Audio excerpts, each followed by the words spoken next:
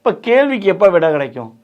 இந்த சனி பயிற்சிக்கு அப்புறம் கிடைக்குமா எதிர்பார்த்தீங்க, குரு பயிற்சிக்கு அப்புறம் கிடைக்குமா, இல்லை ராகு பயிற்சிக்கு அப்புறம் கிடைக்குமா அப்படிங்கிற ஒரு எண்ணம் ஏக்கமும் உங்களுக்கு இருந்துச்சு.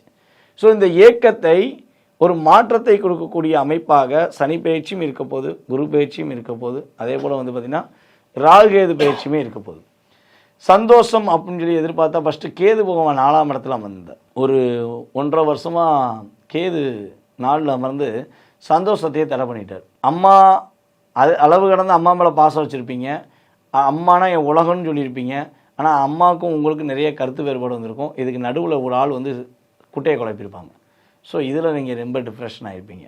ஸோ அதே போல் வந்து பார்த்திங்கன்னா வண்டி வாகனங்கள் வாங்குவதற்கான பல முயற்சி எடுத்தும் கடைசியில் ஃபைனான்ஸ் வரையும் போயிருப்பீங்க. எதுக்காண்டி உங்களுக்கு கேன்சல் பண்ணாலே தெரிஞ்சுக்காது, கேன்சல் பண்ணியிருப்பாங்க. ஃபைனான்ஸ் மூலமாக வாங்கியிருக்க முடியாது. ஸோ அப்படி நான் ரெடி கேஸ் கொடுத்து வாங்கினேனாலுமே அந்த ரெடி கேஸ் கொடுத்து வாங்கின வண்டியில் ஒரு சாட்டிஸ்ஃபேக்ஷனாக உங்களால் பயணிக்க முடியாது.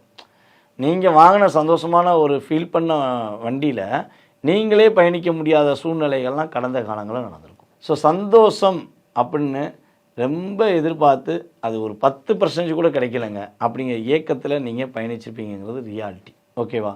ஸோ அதே போல் வந்து பார்த்திங்கன்னா உங்களுடைய பொருளாதாரத்தில் நிறைய ஒரு தாக்கம் வந்திருக்கும். ரொம்ப அதிகமான தாக்கத்தை சந்திச்சிருப்பீங்க. ஏன்னா உங்களுடைய ராசிக்கு 12ஆம் இடத்துல குரு அமர்ந்துட்டார். அப்போ குரு 12ஆம் இடத்துல ஒரு வருஷமாக அமர்ந்தனால நீங்கள் பக்காவாக பிளான் போட்டு செஞ்சால் கூட அந்த பிளானில் ஃபெயிலியர் அப்படிங்கிற விஷயம் நடந்திருக்கும். அதே போல் நீங்கள் ஒரு தொழில் பண்ணிங்கன்னா அந்த தொழிலேருந்து இன்னொரு தொழிலுக்கு ஒருத்தர் கூட்டு போய் விட்டுருப்பார்.